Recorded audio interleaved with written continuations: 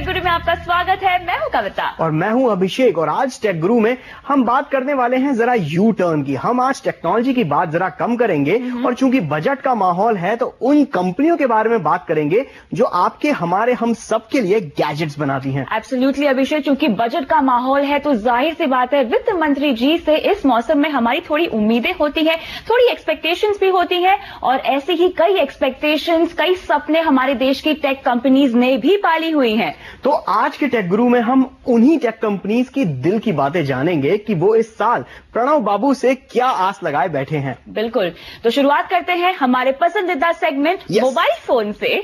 और कविता, हम आज जिन कंपनियों से बात करने जा रहे हैं वो 101% देसी हैं, पूरी तरीके से ठेठ मेड इन इंडिया। और नोकिया सैमसंग की सक्सेस स्टोरी तो सब जानते हैं, पर ये जो कंपनियां हैं इन्होंने पिछले 2-3 सालों से नोकिया और सैमसंग जैसी जानी मानी कंपनियों को बजट सेगमेंट में एकदम परेशान कर रखा है, उनकी नींदें हराम कर रखी है इन कंपनियों ने। एब्सोल्युटली, और क्या एक्सपेक्टेशन है इन कंपनियों की, लेट्स चेक इट आउट। साल 2000 के बाद जब सरकार ने प्राइवेट कंपनियों को सेलुलर सर्विसेज देने के लिए लाइसेंस देने शुरू किए, उसके बाद से देश में मोबाइल पर बात करना भी सस्ता हुआ और मोबाइल फोन भी। पर देश में घर घर तक मोबाइल फोन को पहुंचाने के लिए जितना श्रेय सरकार और नेटवर्क प्रोवाइडर्स को जाता है, उतना ही श्रेय माइक्रोमैक्स, लावा, कार्बन जैसी देसी कंपनियों का भी है, जिन्होंने कम दाम में ज्यादा फीचर वाले मोबाइल फोन आम लोगों तक मुहैया कराए। मजेदार बात यह है कि माइक्रोमैक्स और कार्बन जैसी कंपनियां 101% देसी हैं, बिल्कुल मेड इन इंडिया। और इनका जादू इतना चढ़ा है कि 3 सालों के अंदर माइक्रोमैक्स सेल्स के मामले में भारत में 3रे नंबर पर और दुनिया में 12वें नंबर पर पहुंच गया, जिससे बात साफ जाहिर होती है कि भारत में मोबाइल्स की काफी मांग है। आज की तारीख में यदि इंडस्ट्री 231 मिलियन हैंडसेट्स की बात की जाती है, हमारे जो कंसेंसस एस्टिमेट्स हैं वो अगले 3 से 4 साल के अंदर 450 मिलियन से ऊपर की बात करी जा रही है। गौर करने वाली बात यह है कि मोबाइल फोन्स की मांग मेट्रो सिटीज के साथ साथ छोटे शहरों से भी बढ़ी है। कारण साफ है कि लोगों की आमदनी बढ़ी है, फिर चाहे वो शहर हो या गांव। और इसमें कोई हैरत नहीं होनी चाहिए कि लोग अपनी इस बढ़ी आमदनी का सदुपयोग मोबाइल फोन खरीद कर रहे हैं।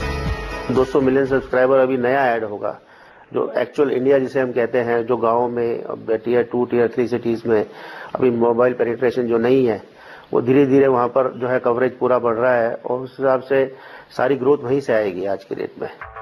लेकिन एक बात अभी भी नहीं बदली है, वो है देश की प्राइस सेंसिटिव इकोनॉमी, जिसमें आज भी 3 से 4 हजार रुपए की कीमत वाले मोबाइल फोन्स ही सबसे ज्यादा बिकते हैं। और इस सेगमेंट में माइक्रोमैक्स और कार्बन जैसी कंपनियों ने अपनी स्मार्टफोन भी बिक रहे हैं, पर उसका बाजार अभी 6 से 8% की दर से ही बढ़ रहा है। जानकारों का मानना है कि भारत की मोबाइल इंडस्ट्री की ग्रोथ स्टोरी अभी तो बस शुरू ही हुई है, क्योंकि देश में अभी सिर्फ 64% मोबाइल पेनिट्रेशन ही हुआ है। असली लड़ाई बाकी के 36% के लिए होगी, जिससे करीब 20 करोड़ मोबाइल फोन सब्सक्राइबर्स और जुड़ेंगे।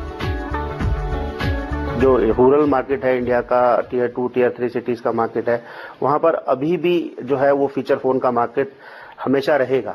अगले 2-3 साल तक, 4 साल तक वो मार्केट रहेगा और वो मार्केट हमेशा 60 से 70% जो है वो फीचर फोन का रहेगा और 30 से 40% जो है वो स्मार्टफोन पे डाइवर्ट हो जाएगा वो मार्केट।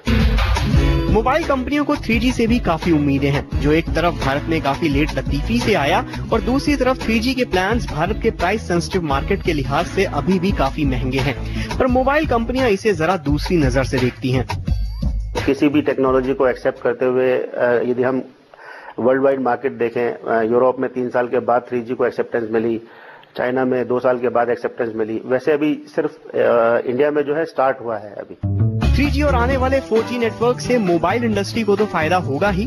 अब बात करते हैं मोबाइल फोन की मैन्युफैक्चरिंग की। इस मामले में भारत चाइना से काफी पीछे है, क्योंकि एप्पल जैसी विदेशी कंपनियां तो चाइना से अपने मोबाइल फोन असेंबल करवाती ही हैं। माइक्रोमैक्स और कार्बन जैसी देसी कंपनियां भी चाइना की तरफ ही रुख करती हैं। कारण साफ है, चाइना में मोबाइल मैन्युफैक्चर कराना सस्ता पड़ता है, वहाँ कंपनियों को मास प्रोडक्शन का बेनिफिट भी मिलता है। मैन्युफैक्चरिंग भारत के मुकाबले भरोसेमंद और सस्ती पड़ती है। तो फिर भारतीय सरकार को ऐसा क्या करना चाहिए जिससे माइक्रोमैक्स जैसी और सक्सेस स्टोरीज बने और भारतीय मोबाइल कंपनी दुनिया में देश का नाम रोशन करे? इसके लिए टेक गुरु टीम ने वित्त मंत्री के लिए देसी कंपनियों की मांगे पूछी। इकोनॉमीज ऑफ स्केल का बेनिफिट इंडिया के बाहर जो सोर्सिंग बेसिस क्रिएट हो गए हैं वहां पर काफी ज्यादा है। यदि कुछ भी ऐसे पॉलिसी इनिशिएटिव्स आते हैं जिसके जरिए मैन्युफैक्चरिंग इंडिया में आ सके और वो इकोनॉमीज ऑफ स्केल की जो सोर्सिंग बेनिफिट्स हैं उसको ऑफसेट कर सके, तो वो एक बहुत अच्छी सिचुएशन होगी हमारी इकोनॉमी के लिए, हमारे मैन्युफैक्चरिंग सेटअप्स के लिए, हमारी ओवरऑल इंडस्ट्री के लिए, जो कि इंडिया में ही फिर थ्राइव कर सकेगी। जितने भी स्टेट्स हैं उनको सबको मिलके एक टैक्स जो है वो इसके ऊपर लगाना चाहिए मोबाइल फोन के ऊपर। लार्जली हमारी जो सोर्सिंग है वो डॉलर डिनोमिनेटेड होती है। करेंसी का जो फ्लक्चुएशन आता है वो काफी ज्यादा डिस्टर्ब कर देता है इंडस्ट्री को। इन सब उपायों के साथ साथ सरकार मोबाइल बैंकिंग या एम कॉमर्स को बढ़ावा देकर भी मोबाइल इंडस्ट्री की मदद कर सकती है, जिससे दो फायदे होंगे। इंडस्ट्री का फायदा तो होगा ही और साथ ही गांव-गांव में बैंकों का फायदा भी पहुंचेगा, क्योंकि आज भी जिस गांव में बैंक का सेटअप करना मुश्किल है वहां मोबाइल फोन आसानी से पहुंच चुका है। कुल मिलाकर बात इतनी सी है कि देसी मोबाइल कंपनियों को बढ़ावा देने से देश के साथ साथ आम कंज्यूमर को भी फायदा होगा। तो मंत्री जी सुन रहे हैं ना?